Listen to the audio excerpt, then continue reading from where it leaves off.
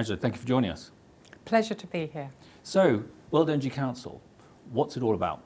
Well, for 100 years, the World Energy Council has operated as a visionary and practical, diverse and decentralised community of people who really want to make and develop energy for the benefit of everyone across the world. And so we are a community of very diverse and different interests and skills and capabilities. We operate across 100 different countries, and the change we want to make is to move things forward that creates, at the moment, energy for 10 billion lives and a healthy planet. This year's theme is Redesigning Energy for People and Planet. What does that mean in real terms? The theme, Redesigning Energy for People and Planet, is very exciting for us. It comes at a significant moment in our 100-year history, and also at a time when the world is looking at how does it avoid climate catastrophe. But we would say when we convene Redesigning Energy for People and Planet, we have a net zero and beyond agenda. You can't just manage the carbon issue, you've got to manage the affordability, the security, and you've got to manage the equity issues.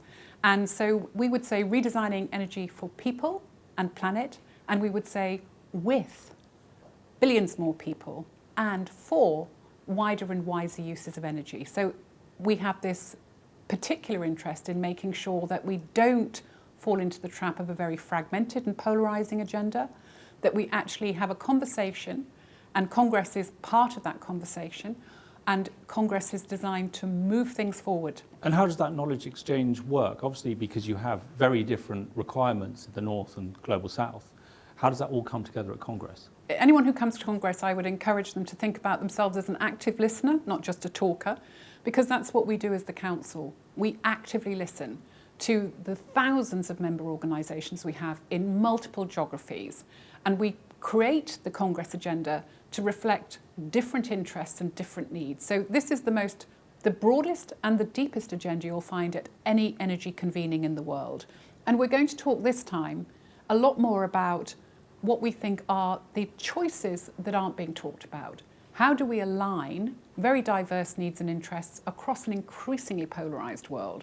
How do we do that at speed? And how do we do it for impact at scale that benefits everybody? And how has that conversation changed over the successive Congresses? The first World Power Conference, 1924, brought together an awful lot of men, and they were really having a conversation that was hugely exciting. It was an exciting conversation about something called electrification, and how if we really managed electrification properly, we would never go to war again over energy.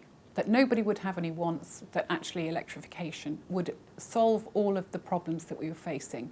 And they knew to do that, they had to have international cooperation. And these themes of social interaction and technology choices remain in every Congress that we've had ever since. And in the 1930s, we connected the dots between women in energy at Congress.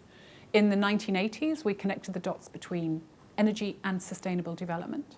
And this time round, we are particularly connecting the dots because we need to redesign energy systems for people and planet and move away from the over-planning and under-delivery that's going on. So what does redesign really mean? Redesigning means that there isn't a single issue agenda, right? That actually we all have to manage, we have to move forward managing the challenges of energy security, social equity and environmental sustainability, right? So redesigning not in terms of can we accelerate decarbonisation alone, but how do we connect the dots between decarbonisation, justice and resilience. And what are your hopes for the outcomes from Congress? I hope that people who come to Congress feel that they are part of a genuine community that is working for the common good, that it's a badge of honour and they feel a stronger affiliation with being a World Energy Council champion and change maker. Second, I hope that we will be able to update some of the tools that we've been using, that the community is coming together now, and we know we've been connecting the dots between security, affordability and sustainability for 20 years, but we also know that that's changing. And we want to be able to resource a new framework for the world. We've provided this framework for 20 years. It's used in over 120 countries. And we know it's really important, but we also know we need to make a step change in the way we're operating. And I think, lastly, I would like to see change-making happen which recognises that success is going to involve hundreds of thousands of smaller steps. And those hundreds of thousands of smaller steps are not just made by businesses, governments, investors and technologists, but involve women, place-based communities, cities, future energy leaders, entrepreneurs and innovators. So that's what I'm hoping. Excellent.